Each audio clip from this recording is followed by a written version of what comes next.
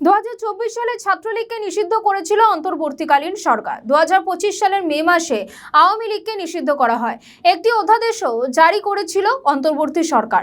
এরপর বিএনপি ক্ষমতায় এসে সংসদে বিল পাস করিয়ে নিষিদ্ধ করে দেওয়া হয় শেখ হাসিনার দলকে।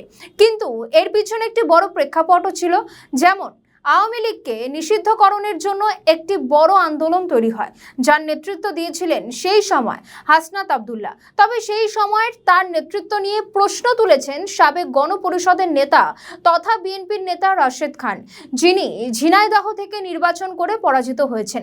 সেই রাশেদ খান এখন একটি তির্যক মন্তব্য করেছেন। তিনি বলছেন, জুলাই আন্দোলনে হাসনাত আব্দুল্লাহর ভূমিকা নিয়ে প্রশ্ন চিহ্ন রয়েছে। সেই কারণে তিনি আওয়ামী লীগকে নিষিদ্ধের আন্দোলনে বড় ভূমিকা রেখেছিলেন।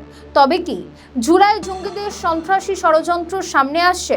রাশেদ খান প্রশ্ন তুলেছেন, কেন আওয়ামী লীগ নিষিদ্ধের আন্দোলন গড়ে তোলেন হাসনাত?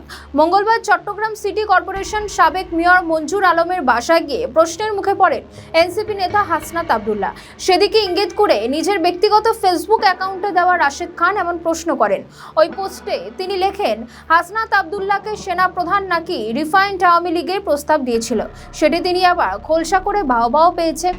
খুব ভালো কথা, তারা রিফাইন্ড আওয়ামী লীগ চায় না। কিন্তু এনসিপির কেউ কেউ দাবি করছে আওয়ামী লীগ নেতা সাবেক চসিক মেয়র মঞ্জুর আলম, যিনি 2016 সাল থেকে আওয়ামী লীগ, 2020 সালে আওয়ামী লীগ থেকে সিটি কর্পোরেশন নির্বাচন করার নমিনেশন তুলেছিলেন, তিনি এনসিপির হয়ে সিটি কর্পোরেশন নির্বাচন করবেন বলে হাসনাত আব্দুল্লাহ তার বাসায় গিয়েছিল। যাই হোক, আবার তাকে বলা হচ্ছে সে বিএনপি করত।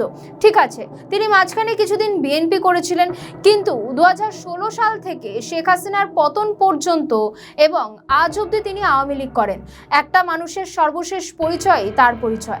যেমন 90-এর আন্দোলনে শেখ হাসিনার অবদান রয়েছে, কিন্তু এটার জন্য কি 24-এর অপরাধ ক্ষমাযোগ্য?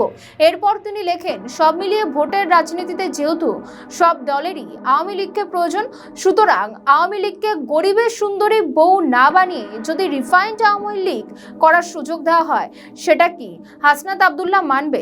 যদি মানে, তাহলে মঞ্জুর আলমকে দলে নেওয়ার বিষয়টি সমর্থন দেওয়া যায়, না মানলে জুলাই যোদ্ধারা সমর্থন দেবেই না, সেটি নিয়ে সমালোচনা করবে। আপনাকে বুঝতে হবে, একজন ইমামের গায়ে দাগ লাগলে দেখা যায় বেশি, সেটি নিয়েও বেশি হইচই হয়। যেহেতু হাসনাত আব্দুল্লাহ আওয়ামী লীগ নিষিদ্ধ করার আন্দোলনের ইমাম বা আহ্বায়ক, এর জন্যই তো এত কথা।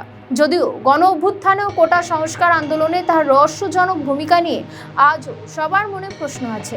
এখন আওয়ামী লীগ নেতা চসিক মেয়র মঞ্জুর আলমদের বাসায় যাওয়া আসা বাড়লে সেই রহস্য বারবার সামনে হাজির হবে।